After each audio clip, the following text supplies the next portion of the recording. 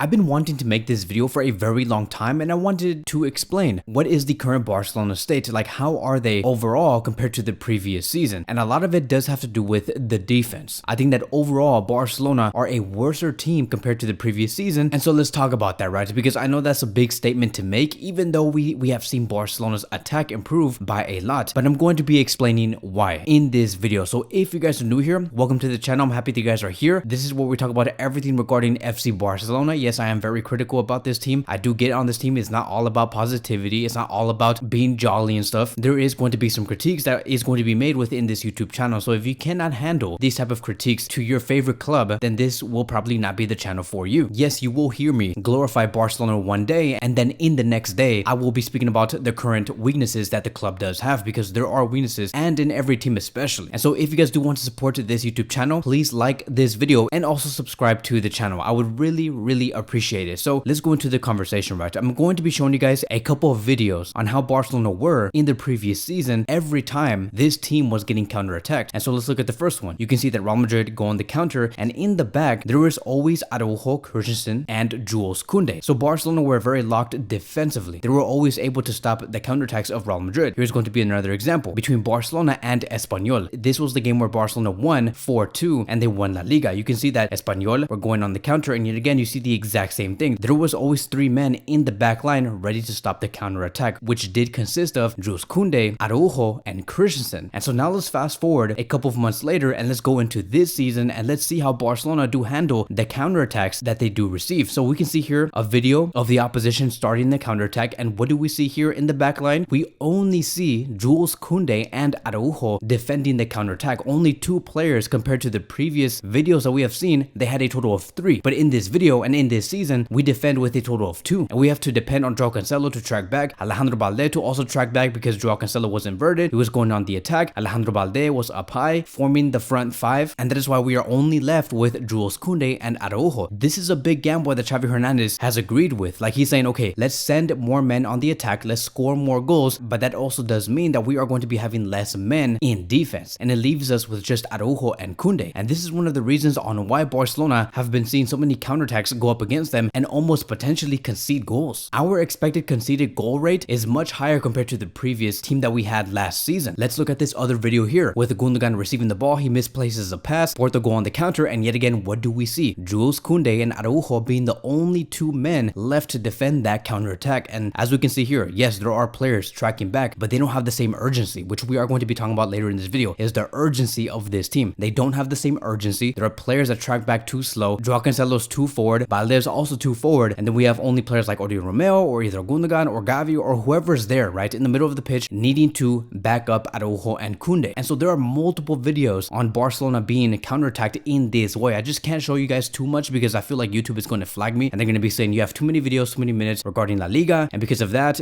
you are going to be copyrighted. So I can't do that. I'm sorry you guys. I would show all the examples, but I just can't do that. But these are going to be a couple of examples of Barcelona dealing with counterattacks. It's very tough to see. So that is one of the reasons why Barcelona have been struggling a lot defensively, not offensively, but defensively. Moving on towards point number two. Every time Barcelona have the ball on the right flank and in deep areas, usually before, we always used to have Jules Koundé receive the ball and deal with the press very well. As you can see in this video here, you can see that he finds a solution very fast. He places the ball calmly to the other side and Barcelona move forward and they go on to attack. Very simple, right? Very simple football. Jules Koundé knows what to do with the ball. He's very calm, very press resistant. And then we move on towards the next example, fast forwarding a couple of months later and into this season, and look at the difference here. You can see that players like Joao Cancelo or Romeo don't know what they need to do on the right flank. They get pressed by Porto and they lose the ball and Porto have the ball. So you can see that in a way we can say that Barcelona benefit much more with Jules Koundé becoming the right back for Barcelona because he knows how to deal with the ball and knows how to deal with the opposition pressing him. Joao Cancelo lost the ball. Oriol Romeo misplaces a pass. We were a mess and Barcelona had to pay the price for that because what happened at the end of this play, and I can't show you guys too much again because I don't want to get copyrighted, but what happened at the end of this play is Porto making a shot against Ter Stegen, and we don't want to see that. It leads towards Barcelona conceding more goals. And so now let's move on towards point number three, and that is the urgency of this team. Remember how I did say a couple of minutes ago, about 2 or 3 minutes ago, that Barcelona's urgency when they lose the ball needs to be much more higher. They need to be much more aggressive. They need to defend better. They need to track back better. They need to be faster in everything. The urgency is lower. I have no idea why. I don't know if Barcelona's on a high because they scored much more goals, but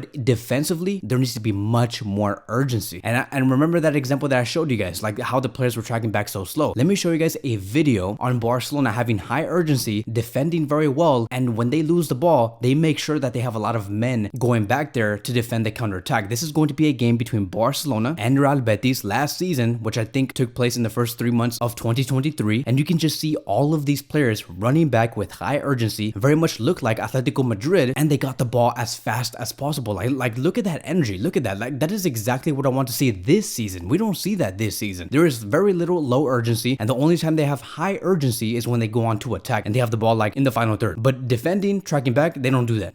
They only send Jules Koundé, Araujo, maybe Oriol Romeo, maybe a little bit of Alejandro Balde, but that's about it. But here you can see that everybody was tracking back. Everybody was very focused on defending this play, and I want to see that type of spirit back at Xavi's Barcelona. I hope that Xavi Hernandez is looking at the way that Barcelona is playing defensively. Okay, again, I'm not talking about offensively, but defensively. I think that the attitude needs to be much better than what we are seeing today. And not just the attitude as a matter of fact, but the overall system, the tactics, the players that you choose, they need to be much better. A lot of it does have to do with Xavi Hernandez. And so stepping away from these videos, I know that there has been a lot of talks, right? I read you guys' comments. I see what you guys have been saying. You guys have been trying to justify that Barcelona are a much better team this season only because we score more goals, and that you guys rather prefer to win 4-3 than to win 1-0, which I think is outrageous. I think that if anything, Barcelona should be winning 1-0 or 2-0 instead of winning 3-2 or 4-2. We cannot concede a lot of goals, and especially against a team like Mallorca, whether it's Elche, whether it's Alaves, whoever we may face, I don't want to see Barcelona concede 2 or 3 goals against them and then for them to score 4 or 5 goals. That is a losing team in my opinion. Yes, is it more entertaining? Does it entertain the fans more? Of course it does, but we don't want to see that happen in the Champions League quarterfinals or in the semifinals. We thought that was okay back in 2019 when Barcelona won 3-0 against Liverpool, and then we saw Liverpool score 4 goals in the second leg, right? Like that was entertaining, but did you see Barcelona go into the next round and go into the finals? No, we got knocked out because our defense was a joke. I remember everybody saying Messi was having a world-class performance against Liverpool in the second leg, creating all of these chances. They played amazing, but if only the defense did what they had to do and they were high alarmed against Liverpool, we probably would have won in that game 1-0 or maybe even 2-0 because of Messi creating those chances, and if only Barcelona defended better. Those type of things we have to learn from. I don't understand why we're going back to that type of agenda today and saying it's okay for Barcelona to defend badly as long as we score more goals. That only leads towards Barcelona getting humiliated later down this season, whether it's La Liga or the Champions League or the Copa del Rey or the Spanish Super Cup. It can be in either of these competitions, and the moment Barcelona face a team like either Bayern or Manchester City, we'll be in real trouble. Like I know that Bayern Munich are not in their best level, but I know that Bayern will reach to that level again. It's just gonna take time. But the moment we face a real team like City or Bayern, maybe even Real Madrid, and they shut down our attack, then what else does Barcelona have left? Are we just going to let Barcelona concede more goals? I would much rather have a great defense and try to keep it 0-0 or maybe even score the winner and make it 1-0. Like let me also put it in this way, right? Look at Brighton in the Premier League. Look at what they did last season. They were very entertaining. They were a lot of fun to watch. I think that we can all agree that Brighton were one of the best teams in the Premier League. Yes, they were. They were very entertaining, and that is because they scored a lot of goals. They were in the top 4 in the most goals scored in the Premier League last season with a total of 72. But they came in 6th place in the Premier League only because they allowed so many goals to go up against them. They allowed a total of 53 goals. Just to give you guys the context, the top best defensive teams in the Premier League last season was Newcastle, right? Number 1 was Newcastle, right? There's a reason why Newcastle's in the Champions League this season is because they did well defensively last season in the Premier League, and as a matter of fact, they're in 1st place in the group of death thanks to their defense. And then we also had Manchester City, Manchester United, and Arsenal as the best defensive teams in the previous season in the Premier League. Brighton were nowhere near that, and that is why today we don't see them in the Champions League. We don't see them in any competitions. But like what everybody was saying, and they were fun, right? They were entertaining, right? And that is where everybody's trying to take Barcelona. They just want Barcelona to be an entertaining team, and that doesn't do anything for this club. It doesn't bring us any success. And so this whole agenda about we need to let Barcelona free flow and score more goals and focus less on the defense, no, that's not the way. That's not the way, my friends. I'm sorry. We're only going to be pushing Barcelona into Brighton's level, and we don't want that. So I think that the best starting 11 that we could place, right, if everybody's healthy this season, is going to be this with a 3-2-5 formation. I know that the 2 draws are not there, but let me explain. I think that we should have a back 3 of Koundé, Araujo, and Christensen. This allows Araujo to always receive the ball and have full ball security, knowing that he can pass it to either Koundé or Christensen to distribute the ball, because many of us do not trust Araujo receiving the ball with just Koundé left with him him and then having him being the ball distributor. He makes a lot of misplaced passes, and I think that we can all agree that it makes us nervous to see Araujo having the ball with just Koundé right next to him, and he does have to distribute the pass to either Rafinha,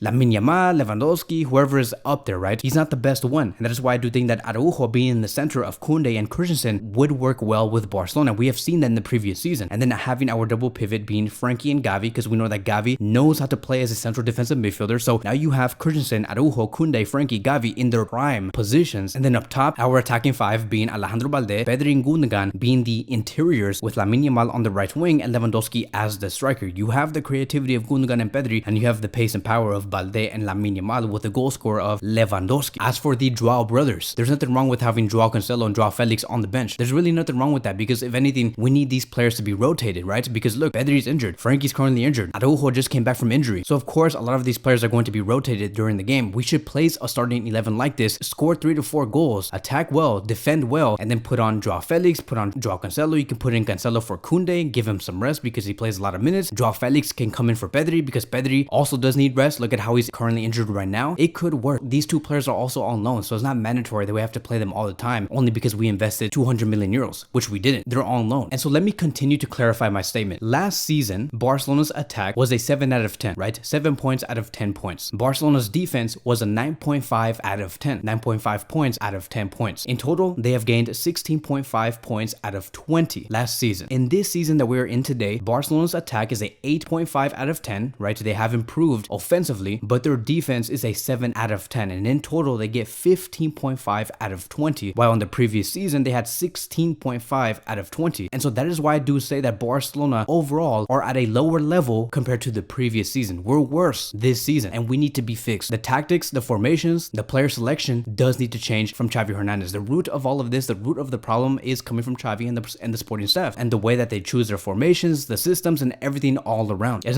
not the players. I know that the players do play bad in some cases this season, but that is because they are placed in the wrong environments and in the wrong situations and positions, and that is why many of us do think that these players no longer can give out the best level. It's only because Xavi Hernandez needs to continue to figure out what type of system can get the best out of Barcelona, and so we need to get better. Yes, Barcelona is still one of the best teams in Europe in my opinion. Look at how they're doing in the Champions League. They haven't conceded a single goal, and they have scored one of the most goals in the Champions League so far. Yes, we are one of the best, but we can get even better. If you have a Ferrari, you better drive that damn Ferrari. Don't just leave it in the garage. Get the full maximum potential out of that Ferrari, because that is what Barcelona is and the players that they have. This is a Ferrari team. This is a team that will take you to the top and with great aggression, so use it correctly. So that is going to be wrapping up today's video. Thank you guys so much for watching, and I will see you guys in the next one.